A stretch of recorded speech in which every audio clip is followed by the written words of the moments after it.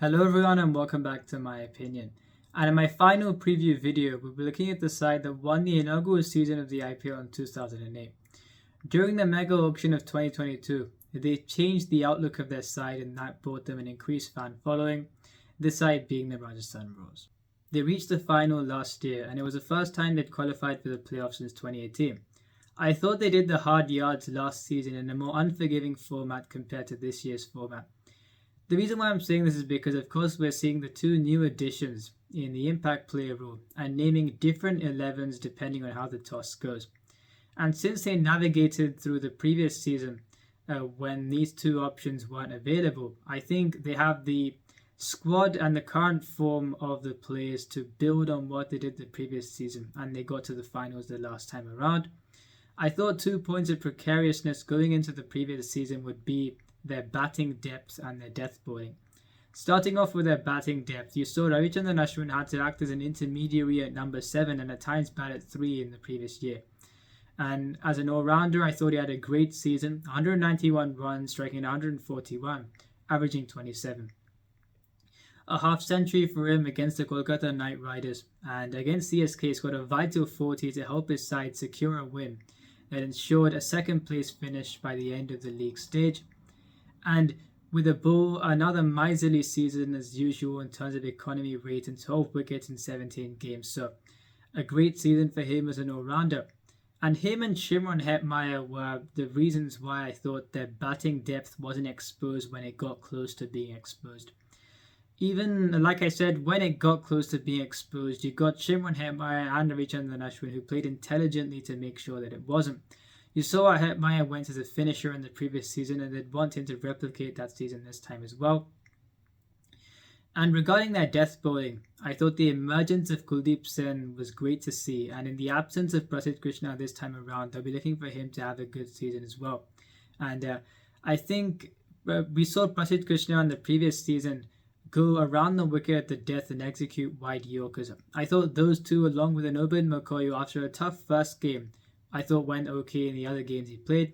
Those three as a collective answered that death bowling question. And I think with the two new options that they can use as a luxury this season, they've got the squad and the current form of players, like I said, to build on what they did the previous year. I thought they were smart regarding some of their auction acquisitions. I thought Jason Hoda was a very good signing, and we saw him be used terribly by the Lucknow Super Giants last season and the Durban Super Giants in the inaugural season of the SA20. And I think, especially he was batting at 7, and with the players that were batting ahead of him at times, it was a ridiculous situation. The Rajasthan Royals are using well this season, I'm sure, and we'll see the value he brings to a T20 side. They've signed the versatile Donovan Ferreira, who I think could act as a backup for two players in the side, in Jos Buttler up at the top and Shimron Hetmeyer at 5, since he can bat anywhere in the top 6. The only way I think Adam Zampa can start is if you're going to Chennai and you think, what if the ball doesn't swing too much for Trent Bolt? And you've already got 3 seamers in Holder, Kuldeep Sen and Navdeep Saini.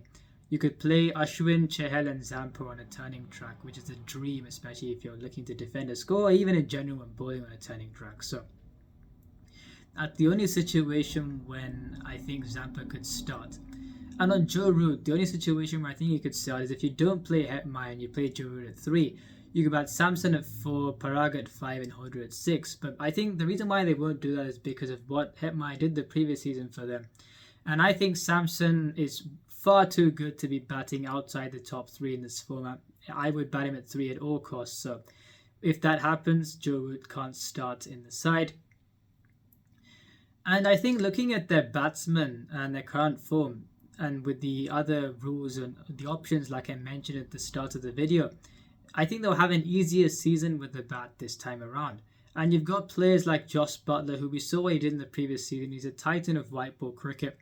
And when people talk about the England side, they talk about their destructive traits. And I think if you're looking at the mainstays or the most integral players of the England batting line, if you look at someone like a Jos Buttler or Johnny Best or Moeen Ali, and even a Ben Stokes, who hasn't done much in T20s for the last while, but we saw, look, he's the best pressure player in the world, and we saw what he did against Sri Lanka and Pakistan in the T20 World Cup when his team most needed it. So all these players have got test match experience, and you've got players like Butler and Johnny Bairstow who can transcend the surface. A classical player in Moeen Ali, and like I said, the best pressure player in the world in Ben Stokes. They aren't just about the power hitting, and the bashes can be included, yes, but even if they do make it into the side, the integral players will be players like these who have got that red ball experience and can play well in a variety of different situations. And so I feel the full strength England batting lineup does have that advantage over many other sides in world cricket. And Josh Butler, we've seen what he did in the previous season, 4 centuries in that season as well. And he didn't do too much for a cluster of 7 games where he got 138 runs. But around those, when he played well, he won his side games. The world-class Sanju Samson, I think, has been a much more consistent player since 2021. I think he's at the best point in time this time around to really show how good he is. A world-class player, the best player of the lofted extra cover drive in my view. And I think what a good season the previous time, 450 odd runs and 2 half centuries for him. And I think we've seen far too often these kind of fleeting seasons where he looks $1 million, yet he doesn't cross 50 too often in a season. And if he is to be batting at 3 for a full season, which I hope he does, I think he'd want to get at least 4 half centuries. And he's a capable player. I'm sure he can get those. Yashasvi Jaiswal opening alongside Josh Butler, who has had a brilliant first-class season, averaging 80. And ever since the previous season, we've seen that he's really come to life in the side, and he's looking a much more assured player than before. In IPL 2020 or 2021, I think he did struggle when he played for the Rajasthan Royals, but ever since then, he's been brilliant. So I'm sure I have a great season at this time around. You've got a Shimron Hetmyer who was brilliant the previous year, that wanted to be brilliant again this season. And I think Jason Hodder, if they do use him correctly, which I think they will, you'll see the value at number 6. So I think that their batsmen are in very good form coming into the season. And even without Prasidh Krishna, you've got a Trent Ball. You've seen what he's done with the new ball, and he's my favourite fast bowler. Kuldeep Sen, if he stands up this season, I think he'll have a very good season. And we saw the attributes that he possesses in the previous year. And he's played a game for India as well against Bangladesh. Yuzvendra Chahal is no longer the first choice wrist spinner in ODI cricket, and I actually think at this point in time I would pick Kuldeep Yadav or Ravi Bishnoi ahead of him in T20s. Not to say that he's a bad bowler, you'd know how much I rate Yuzvendra Chahal, but I think he'll still have a very good season this year. We saw what he did in the previous year, got the purple cap, and I think that he may have a point to prove.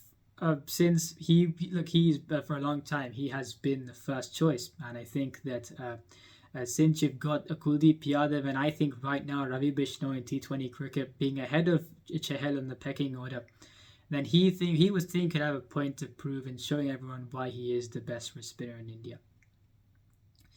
And Adam Zampa, who, if he plays in that one situation, good luck to the team chasing 140 odd score in this ground with those 3 world-class spinners.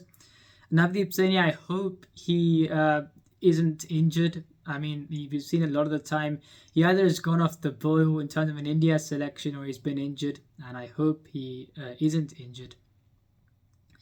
And you've also got Sandeep Sharma, who we've seen his record in the power play. He isn't a like-for-like for Prasidh Krishna. I thought someone like a Rasik Salam could have been signed by quite a few teams, even, for example, Mumbai Indians, where I don't know why he was even unsold this season.